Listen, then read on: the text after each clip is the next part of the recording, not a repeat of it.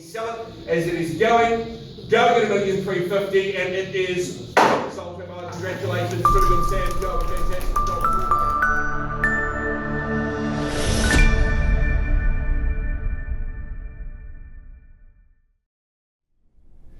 Okay, we're here with Daniel Coulson today. Thank you very much for joining us. So I've got a couple of questions regarding auctions. First and foremost, at the moment, I know a lot of people are asking whether auctions are effective. What can you tell me about auctions, and why should someone sell with auction? Well, I guess if you look at the market at any time, it's whether the market's going up, whether the market's going down, the market's constantly changing. And the risk that you can have in a market that's constantly changing is underpricing or overpricing. I mean, you underprice, sell straight away, and you risk obviously not getting as much money as you can for it. You overprice, people pretty quickly go, oh, well, these guys aren't serious, and you miss out on the genuine and motivated buyers in the market. Yes. The best thing about an auction and the effectiveness, I guess, in the marketplace is that people are judging the property on the property rather than the price that you're asking for. So you're getting all of the potential buyers that could be interested in a property like yours in the market, and then they're establishing where the value sits for them rather than the other way around, if that makes sense. Yeah, so you mentioned there about different market types. Do you feel as though auctions are more or less effective depending on what the market's doing? In our experience, there are, I guess in an up market or in a positive market from a seller's point of view, auctions are always used to get a premium price. So if everything's going really, really well, you want to put as many potential buyers in competition as you can, get them competing against each other, and hopefully push that price as high as you can. In a more challenging market, rather than using an auction to get a premium price, people actually use an auction to get an unconditional sale. And that's the benefit that they see. So they say, well, look, in a challenging market, it's a lot harder to get commitment out of buyers. They're a little bit more relaxed, there's less urgency, so we get them into that situation where they're going to have to make a decision before the hammer comes down.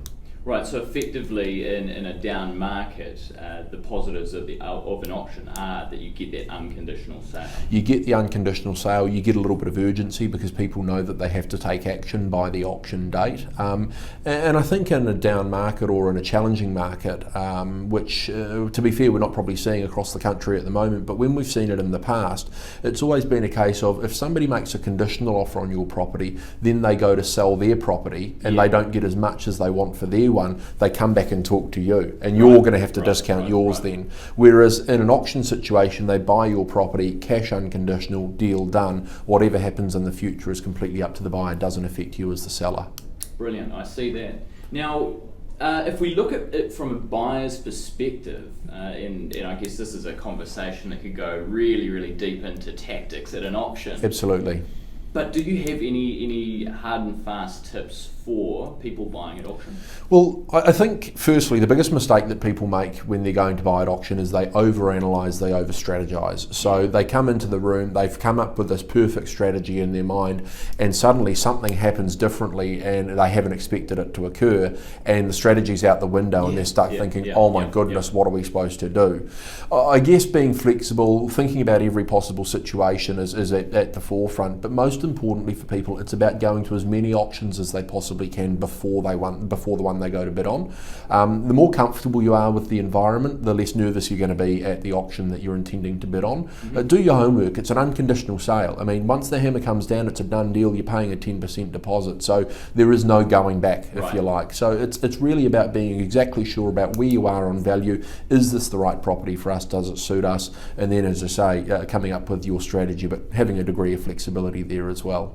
Brilliant. No, it all makes sense. I think for buyers out there, it can be a very unpredictable situation, but to fully immerse themselves within the auction process before the one that they really want is a really... Yeah, and we often find that if a buyer sits with their agent prior to the auction that they're going to, agents are more than willing to let them understand exactly how the process works, walk through strategies with them and that kind of thing, try and give them a little bit of an advantage, if you like, over the other buyers that are in the marketplace.